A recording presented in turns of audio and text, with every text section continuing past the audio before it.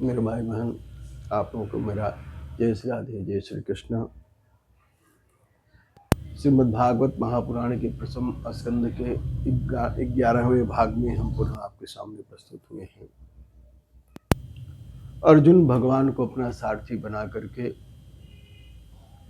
इसके पीछे, अश्वत्थामा के पीछे दौड़े हैं और अश्वत्थामा समझ गया कि अर्जुन मेरे पीछे आ रहे हैं और वो गलती पर गलती करते जा रहा है। वो इतना बड़ा आतताई है कि उसकी गलती क्षमा करने की योग्य नहीं है।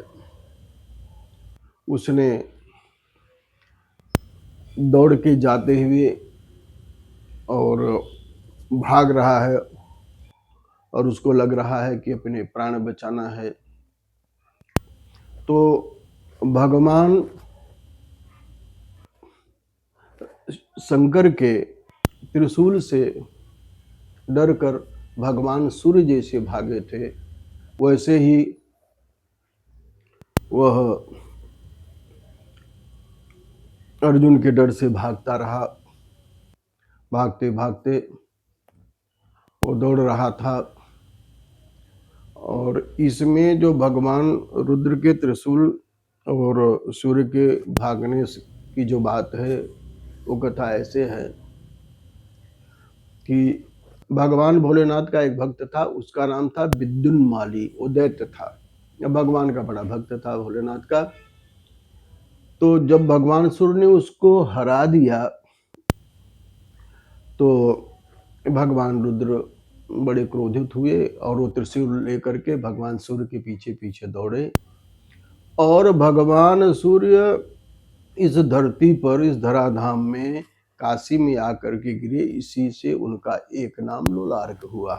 ये कथा यही है। और अब वो दौड़ा। इस पर अर्जुन क्या देखते हैं कि कोई तेज हमें जला रहा है, आ रहा है ऐसा। उन्होंने भगवान से कहा, प्रभु एक ऐसा तेज आ रहा है और जो हमको जलाना चाहता है। भगवान ने कहा, अर्जुन, प्राण संकट उपस्थित होने पर यह अश्वत्थामा द्वारा छोड़ा हुआ ब्रह्मास्त्र है। वो छोड़ना तो जानता है लेकिन वापस करना नहीं जानता। अब इस बात पर विचार करिए। आचार्य द्रोण, मुझे तो जहाँ तक समझ में आता है, आचार्य द्रोण अर्जुन को पूरी अस्त्र शस्त्र की विद्या दी, लेकिन अपने पुत्र के कुविचार को जानते थे, इसलिए उन्होंने चलाना तो बता दिया कि ब्रह्मास्त्र कैसे चलाया जाता है, उसकी विद्या दे दी, लेकिन उसको वापस करने की विद्या उन्होंने नहीं दी। उनको ये पता था कि ये जो है, अगर इसको हम ब्रह्मास्त्र चलाना और वापस लाने की विद्या हम बता देंगे तो ये कहीं न कहीं इसका दुरुपयोग करेगा ही। इसलिए उन्होंने इसको वापस करने की विद्या नहीं बताई, क्योंकि ये बड़ा दुष्ट रहा होगा, इसी कारण से उन्होंने बताया नहीं होगा। और इस अश्वत्थामा के ब्रह्मास्त्र से चारों तरफ जलन होने लगी। भगवान ने कहा, अर्जुन तुम शस्त्र ऐसी विद्याओं के जानकार हो और तुम ब्रह्मास्त्र से ब्रह्मास्त्र को वापस लौटा लाओ। अर्जुन ने भगवान को प्रणाम किया, भगवान की परिक्रमा की, आचमन किया और ब्रह्मास्त्र अपना छोड़ा। दोनों ब्रह्मास्त्र टकराने लगे। लोगों ने समझा कि ये तो प्रलयकालीन सांवर्तक अग्नि है। ऐसा पूरी प्रजा में ये प्रचंड अग्नि फैल गई। अंत में अर्जुन ने उस ब्रह्मास्त्र को वापस किया। इसके बाद दौड़ करके अश्वत्थामा को पकड़े हैं, पकड़ करके रस्सी में बांध करके, रथ में बांध करके ले करके चले हैं। भगवान ने कहा, अर्जुन इस ब्राह्मणाधम को मार ही डालो, इसको छोड़ने की कोई आवश्यकता नहीं है। यह न तो अपने स्वामी के लिए न अपने लिए निरर्थक निरपराध बालकों की हत्या की है। ये तो वध के लायक ही है। अगर ऐसा दुष्ट व्यक्ति जीवित रहा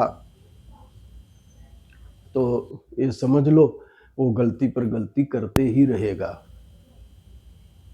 और मत्तम प्रमत्तम उन्मत्तम सुप्तम बालम स्त्रियम जडम प्रपन्नम विरथम भीतम नैरिपुम हन्ति धर्मवित्।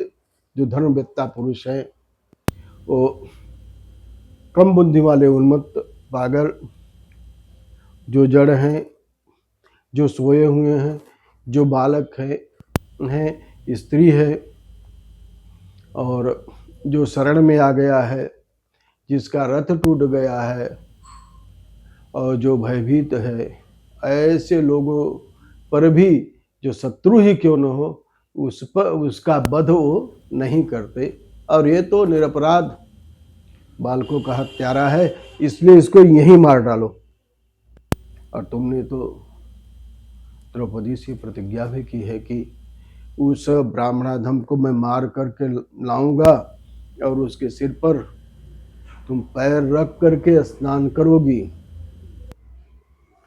भगवान के बार बार प्रेरणा करने पर भी अर्जुन का हृदय इतना उदार था, इतनी उच्च स्थिति थी। अर्जुन की उदारता, अर्जुन के गुण के कारण ही भगवान ने उन्हें अपना सखा बनाया। और अर्जुन के प्रति भगवान का बड़ा स्नेह और बड़ा आदर भी था। भगवान का विचार ये था कि अर्जुन की हम परीक्षा लें, और भगवान अर्जुन की परीक्षा करने के लिए ही ऐसा बोल रहे थे। लेकिन अर्जुन वध के लिए तत्पर नहीं हुए, और वो जो है इस ब्राह्मणाधम अश्वत्थामा को लेकर के शिविर की ओर चले हैं। और शिविर की ओर लेकर जब चलते हैं तो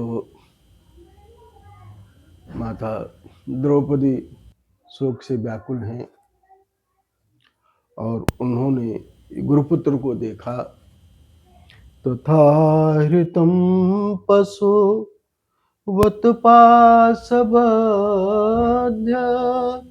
तथा हृतम पशु वत पाशबद्ध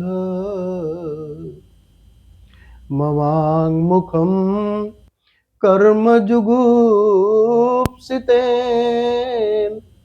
निरीक्ष्य कृष्णा पकृतं गुरोः सुतं वाम स्वभावा कृपया ननाम च वाम स्वभावा कृपया ननाम च। माता द्रौपदी ने देखा कि ये दुष्ट अश्वत्थामा आया है,